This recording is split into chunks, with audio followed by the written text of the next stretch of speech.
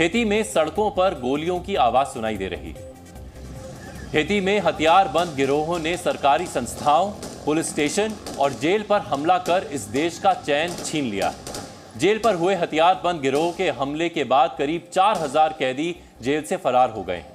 कैदियों के जेल से बाहर आते ही हथियारबंद गिरोह के लोगों ने जगह जगह आगजनी शुरू कर दी, जिससे हालात बिगड़ते गए। हथियारबंद गिरोह के लोग देश के अलग अलग हिस्सों में फैलकर आगजनी कर रहे हैं, दुकानों घरों में तोड़फोड़ कर रहे हैं, जिसके बाद हैती में 72 घंटे के लिए आपातकाल लगा दिया गया है। हैती के हथियारबंद गिरोह ने देश के सरकारी संस्थाओं पर कब्जा करने की कोशिश की है, जिसके बाद लोग अपनी जान बचाने के लिए भाग रहे हैं। राजधानी पोर्ट ओ प्रिंस में बड़ी संख्या में सुरक्षा बल मौजूद है। हथियारबंद गिरोह के लोगों ने घरों पर भी कब्जा कर लिया है, जिसके बाद सुरक्षा बलों और हथियारबंद गिरोह के बीच सीधी फायरिंग हो रही है। हैती की राजधानी पोर्ट ओ प्रिंस पहले भी कई गुटों में गैंग वॉर की वजह से बदनाम रही है, लेकिन इस बार हिंसा की आग बहुत बड़े स्तर पर फैली है। क्रिमिनल गैंग्स के लोग जगह जगह गाड़ियों में आग लगा रहे हैं, जिससे हैती के कई शहरों में जबरदस्त टेंशन है।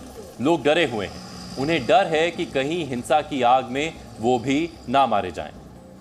इस देश की सड़कों पर सुरक्षा बलों ने मोर्चा संभाल रखा है। आम लोगों की आड़ लेकर हथियारबंद गिरोह के लोग फायरिंग कर रहे हैं। कैरिबियाई देश में हालात इतने खराब हैं कि लोग जान बचाकर अपने घरों को छोड़कर सुरक्षित स्थानों पर जा रहे हैं।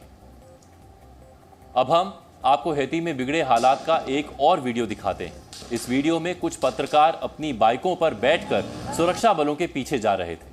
तभी आगे गाड़ी में जा रहे सुरक्षा बल अचानक फायरिंग शुरू कर देते हैं। सुरक्षा बलों ने हथियारबंद गिरोह के लोगों पर फायरिंग की।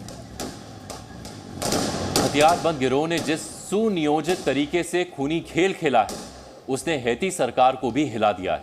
हैती में फैली हिंसा में अब तक 12 से ज्यादा लोगों की मौत हो चुकी है।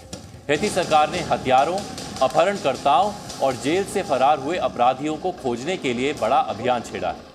कैरिबियाई देश में जिस तरह से हालात बिगड़े हैं, उस पर संयुक्त राष्ट्र ने भी चिंता जाहिर की। सवाल है कि हैती में इतने विस्फोटक हालात क्यों बने? क्यों सरकार और क्रिमिनल गैंग्स आमने सामने आ गए हैं?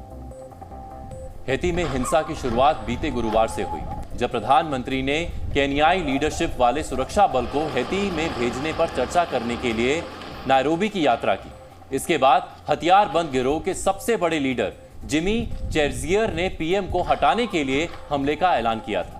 इसके बाद शनिवार को क्रिमिनल गैंग ने देश के सरकारी संस्थानों, पुलिस स्टेशन और जेल पर हमला कर दिया। दरअसल इस देश में मौजूद कुख्यात गिरोह के नेता प्रधानमंत्री एरियल हेनरी का इस्तीफा चाहते हैं। क्रिमिनल गैंग दावा करते हैं कि उनका राजधानी पोर्ट ओ प्रिंस के 80% इलाके पर कब्जा है। हैती में सरकार और हथियारबंद गिरोह के बीच लंबे समय से संघर्ष चल रहा है। यह संघर्ष वर्ष 2021 में राष्ट्रपति जोवेनेल मोइस की हत्या के बाद और बढ़ा। एक राजनीतिक समझौते के तहत हैती में आम चुनाव होने थे और प्रधानमंत्री हेनरी को पद छोड़ना था, लेकिन ऐसा नहीं हुआ। प्रधानमंत्री एरियल हेनरी ही इस वक्त हैती के एक्टिंग प्रेसिडेंट भी हैं, और यही वो वजह है जिसकी वजह से पीएम हेनरी और हथियारबंद गिरोह आमने सामने हैं। अब आज का प्रेरक विचार।